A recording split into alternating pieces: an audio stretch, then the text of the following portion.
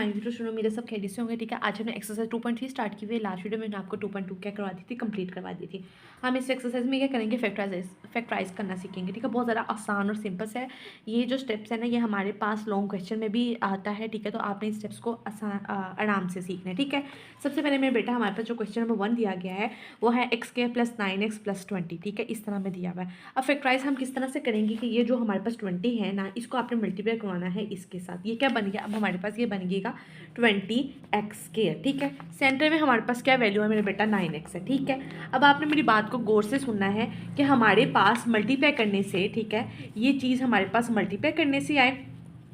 ठीक है, मल्टीप्लाई करने से 20x² आए और प्लस या माइनस करने से हमारे पास क्या आए, प्लस या माइनस करने से हमारे पास क्या है, 9x आए। ठीक है, आपने कोई सी ऐसे दो वैल्यूज़ को फाइंड करना है। ठीक है, कोई ऐसी दो वैल्यूज़ को। ठीक है, ये आपने बात याद रखनी है कि पहले डिजिट को आपने एंड से मल्टीप्लाई किया तो क्या बन गया, ये 20x² हो गया। ठीक है, मल्टीप्लाई करने से हमारे पास क्या है, 20x² आए, प्लस करने या माइनस करने से हमारे पास क्या आए, 9x आए। ऐसी आपने दो वैल्यूज़ फाइंड करनी है। फर्स्ट पॉइंट ये हो गया। सेकंड पॉइंट आपने मेरे बेटा क्या याद रखना है कि यहाँ पे हमारे पास क्या है, प्लस और प्लस का साइन है। ठीक है, तो जब आपने दो वैल्यूज़ को फाइंड करना है ना, तो आपने उसके साथ जब प्लस प्लस होगा ना, ये मैं आपको की पॉइंट बता रही हूँ। ठीक है, इट्स नॉट मैथ रूल, ये आपको की पॉइंट है। ठीक है, प्लस प्लस का साइन है ना, तो आपने सोल्व करते वक्त भी प्लस और प्लस ही यूज़ करना है। ठीक है, ये बात आपने याद रखनी है। ठीक है, अब हम इसको सॉल्व करते हैं। सबसे पहले सोल्यूशन लिखेंगे।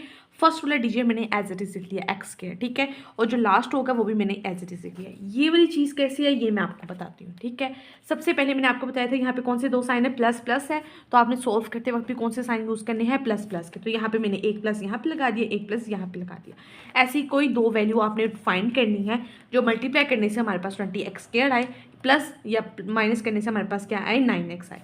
अगर हम मेरा बेटा, ये देखो 4 और 5 मैंने दो वैल्यूज़ को फाइंड किया। अगर हम मैं 4 और 5, ठीक है, 4 और 5x को मल्टीप्लाई करवाती हूँ तो 4 5 तक क्या होता है, ये 5 4 तक क्या होता है, 20x² आ जाएगा। ठीक है, अब मैं इन दोनों को प्लस करवाती हूँ, प्लस 4x और प्लस 5x करवाती हूँ, तो ये हमारे पास क्या बनेगा, ये 4 और 5 हमारे पास 9x होगा। ठीक है, यही दो वैल्यूज़ को मल्टीप्लाई करवाने से 20x² आ रहा है और प्लस करवाने से हमारे पास क्या आ रहा है, 9x आ रहा है। ठीक है, होप्स आपको समझ आ गई होगी। ये हमने दो फैक्टर्स फाइंड कर लिए।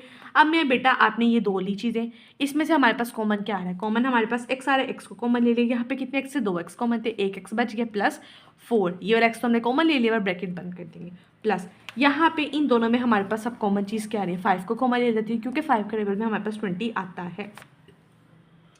ठीक है, 5 हमने कॉमन ले लिया, वह एक्स एज इट इज आ गया। 5 4 द 20, कैसे, 5 4 द 20, सेंटर में 4 आ रहा है वो आपने यहाँ पे लिख दिया। ठीक है, अब मेरे बेटा देखो x+4 हमारे पास दोनों क्या आ रहा है, सेम आ रहा है, तो इट्स मीन कि हमने फैक्टराइजेशन इसकी क्या किया, बिल्कुल ठीक किया है। तो एक दफ़ा हमने इसको लिख दिया और x+5 को हमने लिख दिया और ये हमारे पास क्या आ गया, इसका आंसर आ गया। क्वेश्चन नंबर 2 देखते हैं, बिल्कुल एज इट इज सेम इसी तरह है। अगर आपने 1 को देखा ना आराम से, तो आपको ये सेकंड वाला समझ आ जाएगा। फिर मैं आपको बता देती हूँ। सबसे पहले हमने ये 14 वाले को मल्टीप्लाई करवानी है, x² से 14x² बन गया। ठीक है, सेंटर में हमारे पास क्या है, 5x है। ठीक है, इसी तरह ही है। अब देखो मेरा बेटा, मल्टीप्लाई करने से हमारे पास क्या आए, 14x² आए, प्लस या माइनस करने से हमारे पास क्या है, 5x आए। ऐसे ही हमने दो वैल्यूज़ को फाइंड करना है। ठीक है, दूसरी बात मैंने आपको बताई थी कि यहाँ पे कौन से साइन है, प्लस और माइनस का साइन है ना, प्लस और माइनस के साइन है, तो हम आंसर में भी कौन से यूज़ करेंगे, प्लस और माइनस के यूज़ करेंगे। ठीक है, सबसे पहले आपने क्या करना है, सोल्यूशन लिखेंगे। पहला वाला आपने एज इट इज लिख दिया x² और -14 को आपने एंड पे ऐसे लिख दिया। कोई सी दो वैल्यूज़ फाइंड करनी है वो हम बाद में देख लेंगे। सबसे पहले मैंने बताया था प्लस माइनस का साइन है, तो आपने भी आंसर सोल्व करते वक्त यहाँ पे प्लस का लगा देना, यहाँ पे माइनस का लगा देना। अब ये दो वैल्यूज़ कैसे फाइंड किया, देखो मेरा बेटा, 7x और 2x, ये दो वैल्यूज़ है ना, अगर हम इन दोनों को मल्टीप्लाई करवाते हैं तो 14x² आ रहा है। ठीक है, इसी तरह अगर प्लस 7x लिखें और -2x लिखें तो मेरा बेटा ये देखिए आप, 7 में से 2 का माइनस करें, क्या आता है, 5x आता है। साइन हमारे पास कौन सा आएगा, जो बड़ी वैल्यू के साथ होता है, +5x। देखो मल्टीप्लाई करवाने से 14x² आ रहा है, प्लस माइनस करवाने से हमारे पास 5+5x आ रहा है। तो ये हमने दो वैल्यू फैक्टर्स मालूम कर लिए, ये हमने लिख लिया इधर। अब इन दोनों में से हमारे पास कॉमन क्या आ रहा है, x कॉमन आ जाएगा, 2x से 1x कॉमन ले लिया, बाकी x बच गया, प्लस ये वाला x तो हमने कॉमन ले लिया, 7 बच गया। ठीक है, माइनस लिखेंगे, यहाँ पे 2 कॉमन ले लूँ क्योंकि 2 के टेबल में हमारे पास 14 आता है, 2 कॉमन आ जाएगा, यहाँ पे 2 कॉमन है, x अंदर आ गया, माइनस माइनस क्या होता है, प्लस होता है। ठीक है, याद रखना आपने, 2 7 द 14 देखें, 2 7 द 14 होता है ना, तो सेंटर वाली वैल्यू आपने लिख दी 7, x-2 लिख देंगे और x+7 दो दफ़ा आ रहा है, इट्स मीन का हमने फैक्टराइजेशन बिल्कुल ठीक की है, तो x+7 लिख देंगे और ये हमारे पास इसका फाइनल आंसर आ गया।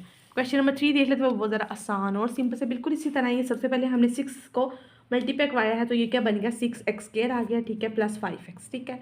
अब मेरा बेटा मल्टीप्लाई करवाने से हमारे पास क्या है 6x² आए और प्लस माइनस करवाने से हमारे पास क्या 5x आए। दूसरी बात मैंने आपको क्या बताई थी कि हमारे पास क्वेश्चन में कौन से साइन है, प्लस और माइनस के हैं। प्लस और माइनस के होंगे तो हम आंसर में भी कौन से यूज़ करेंगे, प्लस और माइनस के, ठीक है। पहली वाली वैल्यू आपने x के रेजिट लिख देनी है, -6 को भी आपने यहाँ पे लिख देना है।